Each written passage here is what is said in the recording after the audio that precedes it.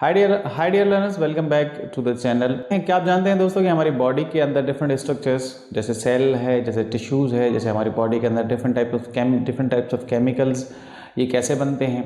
हमारी बॉडी के अंदर डिफरेंट टाइप्स ऑफ प्रोटीन्स मौजूद होते हैं। ये प्रोटीन्स अमाइनो एसिड से मिलकर बनते हैं और ये प्रोटीन जो होते हैं ये हमारी बॉडी का बेसिक बिल्डिंग ब्लॉक कहलाते हैं। यानी हमारी बॉडी के अंदर जो भी स्ट्रक्चर्स हैं, ये जो भी हमारी बॉडी के अंदर केमिकल कंपाउंड्स पाए जाते हैं, या हमारी बॉडी के अंदर जो भी इंजाइम्स पाए जाते हैं, या हमारी बॉडी के अंदर जो भी मिलने वाले सब्सटेंसेस हैं, या जो भी बॉडी के अंदर मिलने वाले स्ट्रक्चर्स हैं, वो इन प्रोटीन्स से बनती हैं। यानी ये प्रोटीन बनाते हैं। प्रोटीन मिल के ये हमारी बॉडी के स्ट्रक्चर बनाते हैं। साइंटिस्ट का मानना है कि एक एडल्ट इंसान के अंदर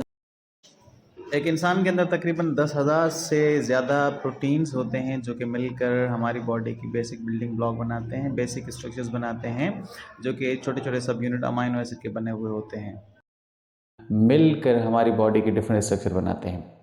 अच्छा, ये प्रोटीन कैसे बनते हैं या डिफरेंट टाइप ऑफ प्रोटीन कैसे कहाँ से आते हैं, आज के वीडियो में डिटेल में जानेंगे। तो वीडियो को एंड तक देखें ताकि आप जान सकें कि हमारी बॉडी के अंदर किस तरह के कोड्स, किस तरह के प्रोटीन बनाते हैं। डियर लर्नर्स, जीन एक्सप्रेशन एक ऐसा प्रोसेस है जिसके अंदर हमारे डीएनए के अंदर मौजूद कोड्स को रीड करके इन कोड के जैसा प्रोटीन बनाया जाता है। जैसे कोड्स हमारी जीन्स के अंदर मौजूद हैं, जैसे हमारे क्रोमोसोम्स के अंदर जिस तरह के कोड मौजूद हैं, उन कोड को रीड करके वैसे प्रोटीन बनाए जाते हैं, वैसे अमाइनो एसिड को असेंबल करके प्रोटीन बनाए जाते हैं। तो इस प्रोसेस को हम जीन एक्सप्रेशन कहते हैं। The process of unzipping the DNA, reading its code and making protein by assembling amino acid is called gene expression. Gene expression के अंदर दो स्टेप्स होते हैं। सबसे पहला स्टेप जो होता है वो उसे हम कहते हैं जीन ट्रांसक्रिप्शन।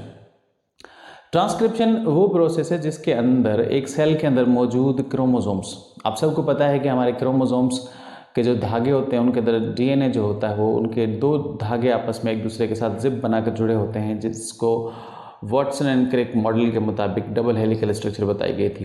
तो इस डबल हेलिकल स्ट्रक्चर के अंदर मौजूद दो जो धागे होते हैं, जो दो क्रोमेटाइड होते हैं, वो आपस में जुड़े होते हैं हाइड्रोजन बॉन्ड की मदद से। न्यूक्लियस के अंदर एक एंजाइम मौजूद है जिसे हम डीएनए हेलिकेज कहते हैं। डीएनए हेलिकेज का फंक्शन ये है कि जब जीन एक्सप्रेशन का प्रोसेस स्टार्ट हो रहा होता है तो उससे पहले ये क्या करता है, इस डबल हेलिकल स्ट्रक्चर को अनजिप करता है ताकि दोनों धागे सेपरेट हो जाएं।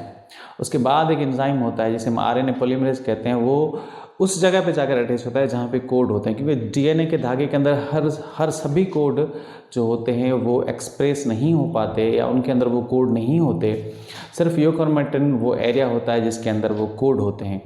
तो आरएनए पॉलीमरेज जाकर उस जगह पे अटैच हो जाता है जहाँ पे ये तस्वीर में आप देख रहे हैं कि आरएनए पॉलीमरेज है जो कि उस जगह पे जाकर अटैच हुआ है जहाँ पे वो कोड्स एग्जिस्ट करते हैं। उसके बाद यही आरएनए पॉलीमरेज एक यहाँ पे एक नई टेम्पलेट बनाएगा जिसे हम mRNA या मैसेंजर आरएनए कहते हैं। ये मैसेंजर आरएनए वो कोड्स हैं जो कि अब न्यूक्लियस से बाहर निकलेंगे और जाकर इन्हीं कोड्स के जैसा ही इन्हीं कोड को देख के प्रोटीन बनाया जाएगा, जो कि नेक्स्ट प्रोसेस कहलाता है जिसे हम ट्रांसलेशन कहते हैं। तो ट्रांसक्रिप्शन ख़त्म होने के बाद ये कोड जिसे हम मैसेंजर आरएनए कहते हैं ये बाहर आएगा न्यूक्लियस से। न्यूक्लियर मेम्ब्रेन के अंदर छोटे छोटे सुराख होते हैं जिन्हें हम न्यूक्लियोपोर कहते हैं, उनके थ्रू बाहर आएगा साइटोप्लाज्म के अंदर। वहाँ पे दो तरह के आरएनए पड़े होते हैं, एक राइबोसोमल आरएनए जिसे हम rRNA कहते हैं, और दूसरे जो आरएनए होते हैं जिसे हम tRNA या ट्रांसफर आरएनए कहते हैं। तो ये कोड जो है, ये मैसेंजर आरएनए का कोड जो है जाके अटैच होगा rRNA के साथ, और फिर ट्रांसफर आरएनए साइटोप्लाज्म के अंदर मौजूद अमाइनो एसिड को असेंबल करके जैसा कोड आया है, जैसे अगर एडेनाइन फिर साइटोसाइन का कोड आया है, तो फिर हर 3 अमाइनो एसिड को जोड़ के आप तस्वीर में देख रहे हैं, आप इस एनिमेशन में देख रहे हैं कि कैसे जो है अमाइनो एसिड को असेंबल करके tRNA जो है वो अमाइनो एसिड को असेंबल करके प्रोटीन बना रहा है। तो इन कोड को रीड करके अमाइनो एसिड को असेंबल करके हमारी बॉडी के अंदर प्रोटीन बनाए जाते हैं। फिर जो है यही प्रोटीन हमारी बॉडी के स्ट्रक्चर बिल्डिंग ब्लॉक बनते हैं और हमारी बॉडी के अंदर डिफरेंट स्ट्रक्चर बनाते हैं। तो इस प्रोसेस को हम ट्रांसलेशन कहते हैं।